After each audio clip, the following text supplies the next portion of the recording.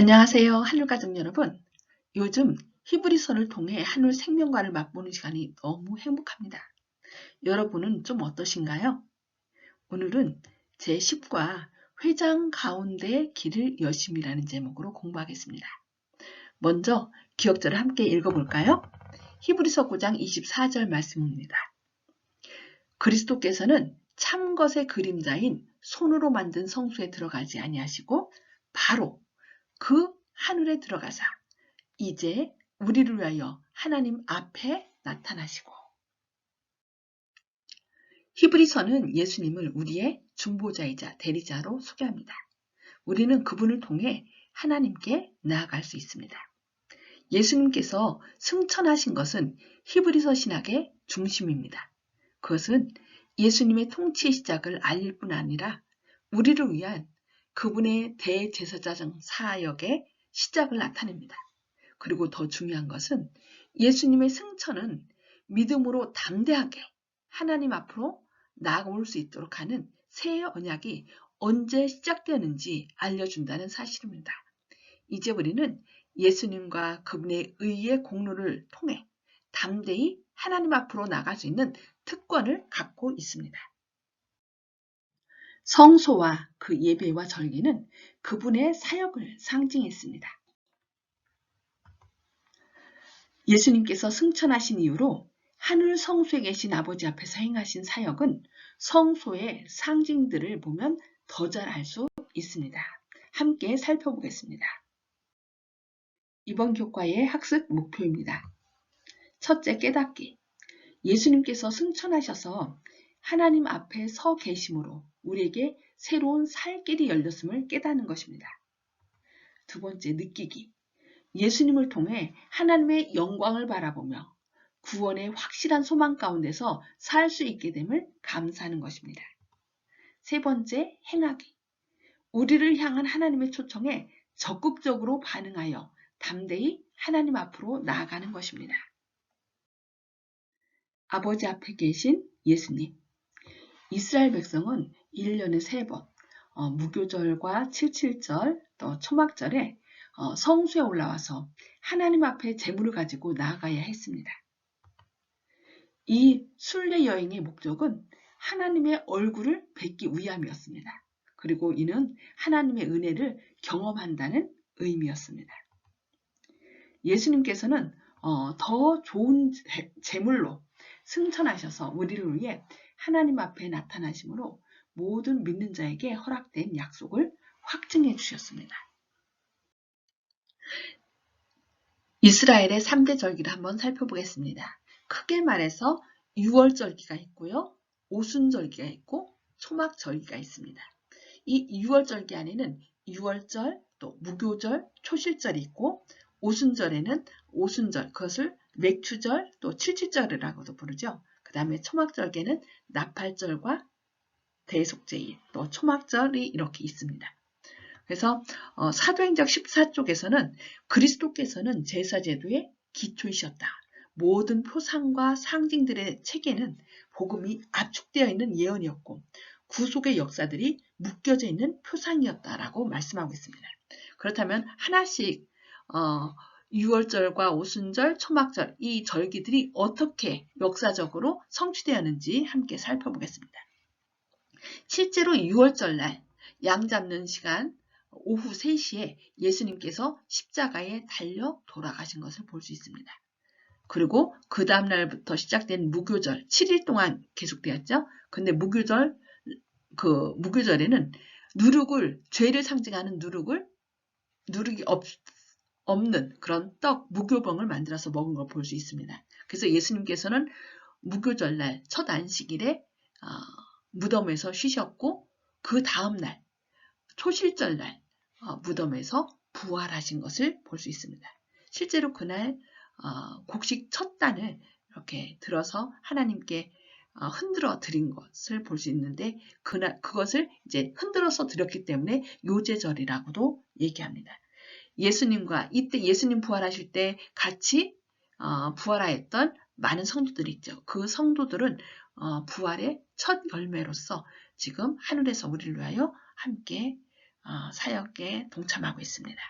그 다음에 이 초실절로부터 50일이 되는 그 오순절이 있는데요. 이때는 예수님께서 하늘에 제사장으로 취임하시고 자신의 피를 제물로 가져가서 제사장으로 하늘 성소에 들어가신 것을 볼 수 있습니다. 이때 그것을 인정하는 표로 성령이 부어졌습니다.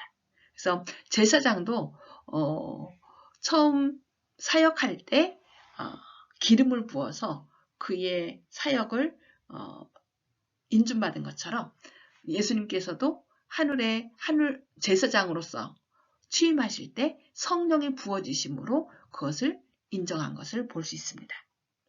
그리고 마지막 초막절기인데요. 대속죄일이 있기 전에 나팔절 행사로서 이렇게 대속죄일을 준비하도록 했는데 실제로 대속죄일이 있기 전에 1800년 초반에 예수님의 재림을 준비함으로 이 나팔절 행사가 실제적으로 성취된 것을 볼 수 있습니다. 그래서 재림운동이 이루어졌고 그 다음에 대속죄일 1844년 10월 22일부터 예수님께서 이제 하늘 성소에 계시다가 하늘 지성소로 들어가심으로 조사 심판을 시작한 것을 볼 수 있습니다. 역사적으로 대속죄일에 해당되는 거죠. 그래서 그 대속죄일이 완전히 맞춰지면은 예수님께서 이 땅에 오셔서 우리를 하늘로 데려가실 것입니다. 그래서 하늘나라에서 우리는 초막적 행사로서 하나님과 함께 그 기쁨과 감사의 생활을 하게 될 것입니다. 이렇게 이스라엘의 3대 절기는 예수님의 그 구속사역을 하나하나 우리에게 말씀해 주신 거고 그대로 지금 실천되고 있습니다. 성취되고 있죠. 그 마지막 남은 것이 대속죄일이 시작됐고 이제 예수님께서 하늘 지성소에서 나오시면 이 땅에 칠장이 내리고 또 예수님은 재림하셔서 우리를 하늘로 데려가시는 초막절 행사가 남게 된 것입니다. 하나님의 초청. 이스라엘 백성을 향한 하나님의 계획은 그들과 개인적이고 친밀한 관계를 맺는 것이었습니다. 그래서 하나님께서는 백성들이 그분을 만날 수 있도록 먼저 자기 자신들을 성결하게 하도록 이틀 동안 시간을 주었습니다. 하나님께서는 모세와 백성의 지도자들이 산에 올라 하나님의 임재 안에서 하나님을 뵙고 먹고 마시는 경험을 또 이 백성들 또한 하게 되기를 원하셨던 것입니다. 그분은 오늘날도 우리와 이렇게 개인적인 친밀한 관계를 맺기 위하여 우리를 초청하십니다. 그러나 백성들은 불과 번개와 내성 가운데 임하시는 하나님의 모습을 보고 두려워서 믿음이 흔들렸고 모세에게 하나님과 그들 사이에 중재해달라고 요청했습니다. 그것은 하나님의 원래 계획이 아니었습니다. 하나님은 당신의 백성이 당신에게 가까이 와서 당신의 거룩함과 자비와 긍휼을 나누기를 원하십니다. 오늘날도 마찬가지입니다. 가랴복음 기별 1권 349쪽에서는 이렇게 말씀합니다. 하나님의 독생자께서는 친히 인간의 성품을 취하셨고 이 세상과 하늘 사이에 당신의 십자가를 세우셨다. 이 십자가를 통해서 인간이 하나님께 가까이 나아갈 수 있게 되었고 또한 하나님께서 인간에게 가까이 접근할 수 있게 되었다고 말씀합니다. 휘장의 필요성. 휘장의 이중 기능을 살펴보겠습니다. 첫 번째는 입구로서의 기능입니다. 정해진 사람들만 들어갈 수 있는 경계를 표시한 것입니다. 두 번째는 제사장들이 거룩한 하나님 앞에서 봉사하는 동안 그들을 보호하는 역할을 했습니다. 레위인들은 낯선 이들의 침입으로부터 성소와 그 기구들을 보호하기 위해 성막 사면에 진을 쳤습니다. 그들은 이스라엘 백성들을 보호하기 위한 인간 휘장 같은 것이었습니다.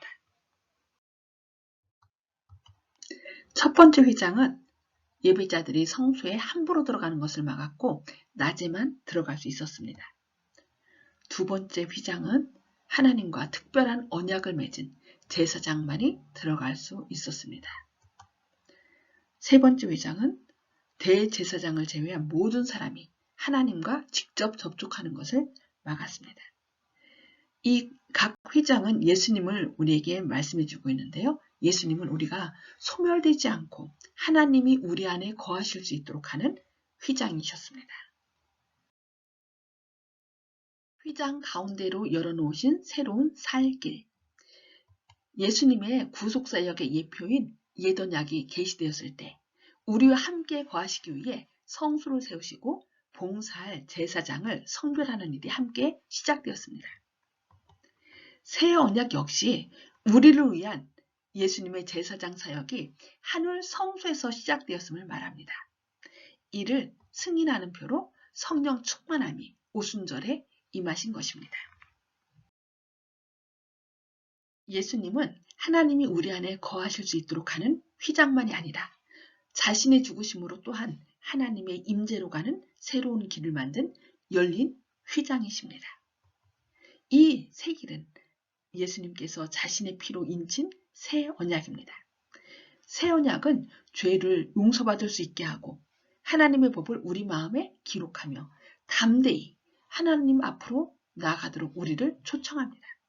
그것은 결코 우리 자신이나 우리가 행한 일 때문이 아니라 오직 예수님께서 모든 언약의 의무를 성취하심으로 우리를 위해 행하신 일 덕분입니다. 예수님이 십자가에서 죽으시기 전에 사단은 끊임없이 우리를 참수하기 위해 하나님 앞에 있었습니다.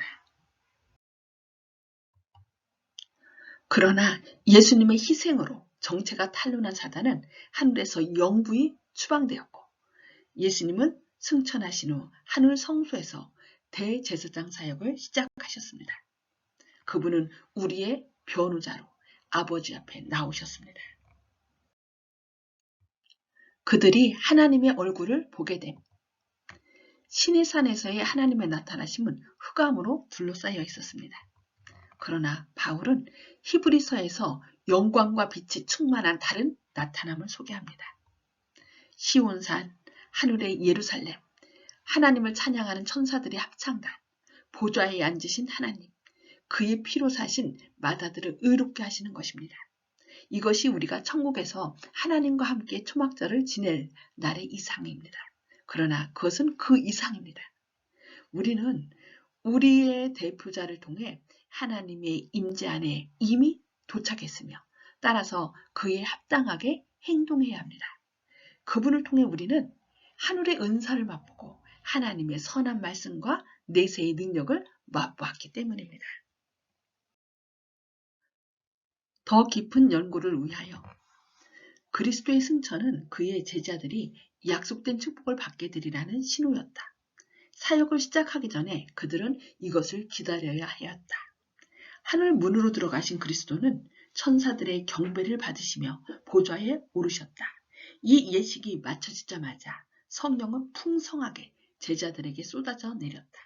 그리고 그리스도께서는 과연 영원부터 아버지와 함께 가지셨던 모든 영광으로 영화롭게 되셨다. 오순절 성령 강림은 구주의 취임식이 끝났다는 하늘의 통보였다. 그분은 당신의 약속에 따라 하늘로부터 성령을 그의 제자들에게 보내셨는데 이것은 왕으로서 하늘과 땅의 모든 권세를 받은 분이요 따라서 그의 백성을 위해 기름 부음을 받은 분이시라는 증거였다고 사도행적 38페이지에서 말씀하고 있습니다. 이번 교과의 요약과 결론입니다. 예수님의 승천은 모든 믿는 자들에게 허락된 하나님의 약속이 참된 것임을 확증해 줬을 뿐만 아니라 우리가 하나님 앞으로 나아갈 수 있는 새로운 살 길을 열어주었습니다. 이 사실을 확실히 믿는다면 우리는 이 땅에서부터 예수님을 통해 하나님의 임재 가운데 사는 행복을 맛볼 수 있는데 그 행복을 맛보시는 하늘 가족이 되시기를 바라며 교과 공부를 마치겠습니다. 끝까지 경청해 주셔서 감사합니다.